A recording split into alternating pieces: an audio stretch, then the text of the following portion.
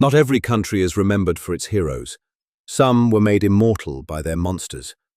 194 countries, 194 legends, 194 creatures that left an everlasting mark on the history of their people.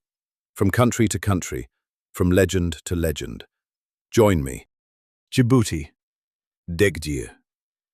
In the Somali traditions shared across Djibouti and the Horn of Africa, there is a monster whose very name means long ear. She is called Dhegdheer. Dhegdheer is described as a gigantic, cannibalistic woman, part ogress, part witch, who prowls the wilderness searching for human prey. But her most terrifying feature is not her size. It is her hearing. According to the stories, her enormous ears allow her to detect people from extraordinary distances. A whisper, a footstep, or the sound of a child wandering too far from safety could be enough to attract her attention, and children were often her favorite victims. For generations, stories of Dhegdheer served as more than entertainment. They were warnings, reminders that beyond the safety of home, the wilderness could be unforgiving. Because if Dhegdheer heard you, hiding might already be too late. Dominica, Soucouyant. By daylight, she may look completely harmless, an elderly woman, quiet, ordinary. But according to the folklore of Dominica and the wider Caribbean, when darkness falls, the Soucouyant reveals what she truly is. At night, she removes her own skin and hides it somewhere safe. Without it, she transforms into a glowing ball of fire and flies through the darkness searching for victims. She slips into homes through cracks and tiny openings, feeding on the blood, or, in some versions, the very life force of sleeping people. Before sunrise, she must return to the place where she left her skin and climb back inside it. But folklore offers one disturbing way to stop her. Find the abandoned skin and cover it with salt. When the Soucouyant returns, she will be unable to wear it again, and daylight will expose the monster that had been hiding in plain sight. Dominican Republic, Ciguapa. Deep within the mountains and forests of the Dominican Republic lives one of the country's most famous supernatural beings, the Ciguapa. She is usually described as a mysterious woman with extremely long hair, living far from human settlements near caves, rivers, and isolated forests. Some stories portray her as hauntingly beautiful. Others describe something far more wild and frightening. But almost every version agrees on one impossible feature. Her feet point backwards. When the Ciguapa walks through the forest, her footprints appear to lead in the opposite direction. Anyone attempting to track her may believe she is moving toward them, when she is actually disappearing deeper into the wilderness. For generations, the Ciguapa has remained an elusive figure, sometimes seductive, sometimes dangerous, and almost impossible to capture. A creature whose own footprints seem designed to make sure that anyone searching for her never knows which way she went. Ecuador, Tunda. In the dense forests and mangroves of Ecuador's Esmeraldas region, the greatest danger may not look like a monster at all. It may look like someone you trust. Tunda is an infamous figure of Afro-Ecuadorian folklore, a female shapeshifter said to lure people away from their homes and deep into the wilderness. She does this by becoming someone familiar, a mother, a friend, a loved one. Once her victim follows, Tunda leads them farther and farther from civilization. Stories say she can keep her captives under a supernatural trance, sometimes feeding them enchanted food, particularly shrimp, until they lose all desire to return home. But her disguise is rarely perfect. Something about one of her feet is often strange, malformed, or unnatural. It is the small detail that reveals the truth, because by the time you realize the person guiding you through the forest is not really someone you know, you may already be too far inside to find your way back. Egypt, Ammit. For the ancient Egyptians, death was not the end, but neither was reaching the afterlife guaranteed. Waiting beside the scales of judgment was a creature known as Ammit, the devourer of the dead.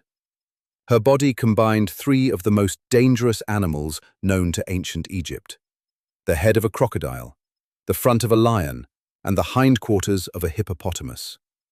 When a person died, their heart was weighed against the feather of Ma'at, the symbol of truth and cosmic order. If the heart was judged pure, the dead could continue into the afterlife.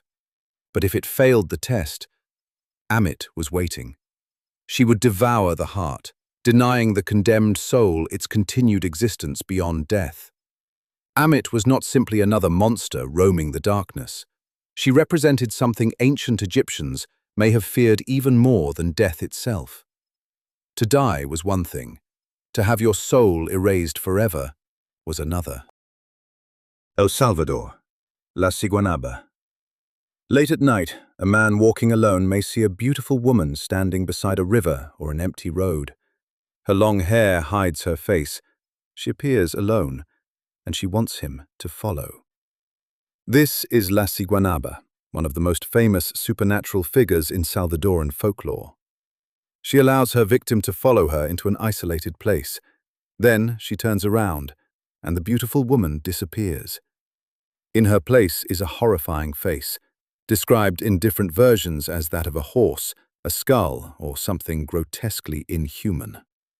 Those who see her true appearance may flee in terror, become hopelessly lost, wander for days, or even lose their sanity.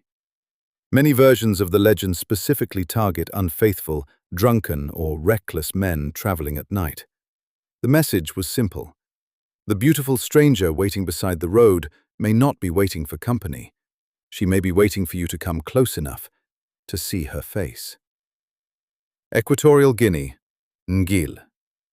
Not every figure in this journey is a monster. Some belong to traditions far more complex. Among the Fang peoples of Central Africa, including Equatorial Guinea, Ngil was connected to a powerful ritual institution associated with initiation, social order, and the detection of witchcraft. Its most recognizable symbol was a striking mask, an elongated face covered in white kaolin with a broad forehead, narrow eyes, and an almost otherworldly appearance.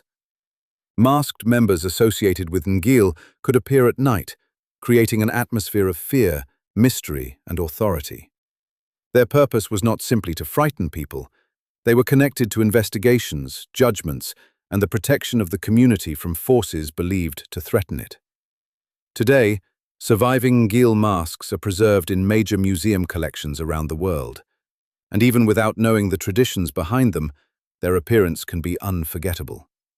A pale face emerging from the darkness, not as a monster, but as the visible presence of something people once believed had the power to uncover what others tried to hide.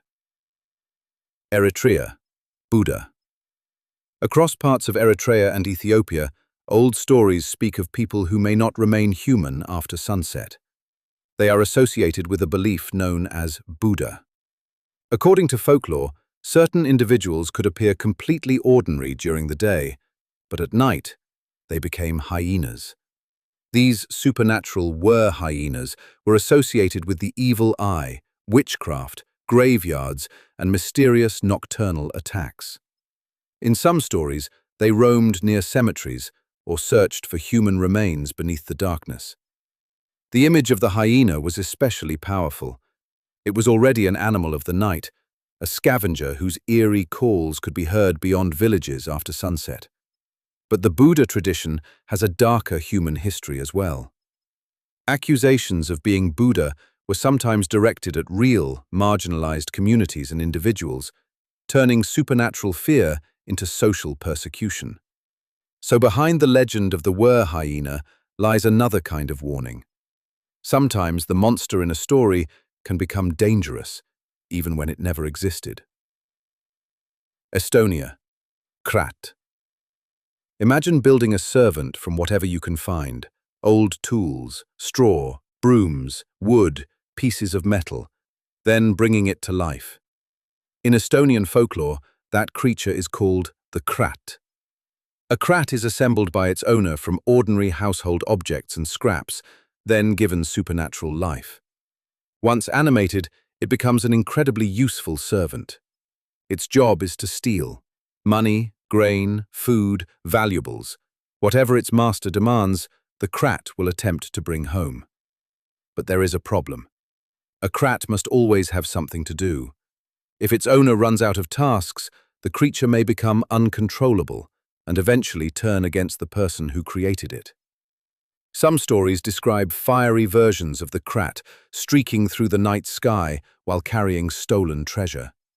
It is one of Estonia's strangest supernatural creations, a servant built entirely to obey that becomes most dangerous the moment you have nothing left to command.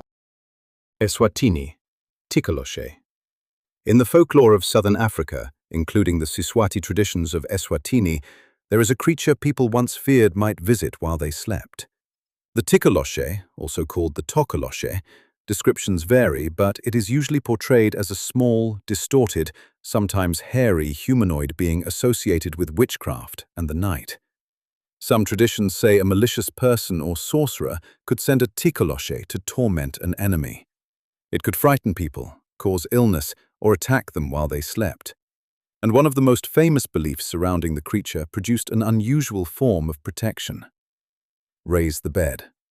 According to popular stories, sleeping high above the floor could keep the Tikoloshe from reaching you. Whether every version of that tradition is ancient or not, the image became inseparable from the creature's legend.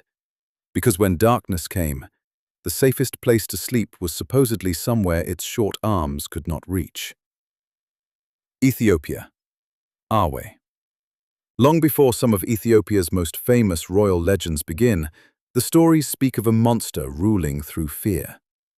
Its name was Arwe, also known as Siguanaba. It was described as an enormous serpent or dragon-like creature that terrorized the land and demanded regular sacrifices from its people. For years, the monster seemed impossible to defeat, until a man named Ngabo devised a different kind of weapon. Instead of fighting the serpent directly, he prepared a goat with poison and offered it to the creature. Arwe swallowed the animal, and the poison killed the monster from within. According to the legend, Ngabo was rewarded for freeing the people and became king. The story later became intertwined with Ethiopia's legendary royal traditions, including the cycle surrounding Makeda, the Queen of Sheba. And so one of Ethiopia's great legendary histories begins not with a crown, but with a dragon. And the man clever enough to kill it without ever needing to overpower it. Some legends were forgotten, others endured the centuries. Today, a few were told once more. The rest are still waiting.